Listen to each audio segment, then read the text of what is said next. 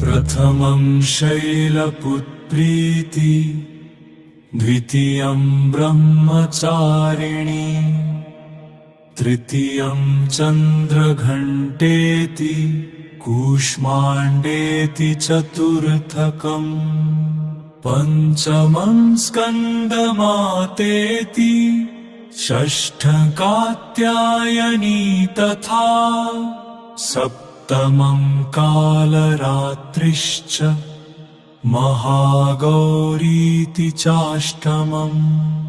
नवमं सिद्धिदात्री च, नवदुर्गाः प्रकीर्तिताः, उक्तानयेतानि नामानि ब्रह्मणैव महात्मना।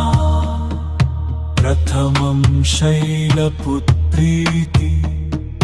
द्वितीयं ब्रह्मचारिणी, तृतीयं चन्द्रघण्टेति, कूष्माण्डेति चतुर्थकम्, पंचमं स्कन्दमातेति, षष्ठं कात्यायनी तथा, सप्तमं कालरात्रिश्च, महागौरीति चाष्टमम्,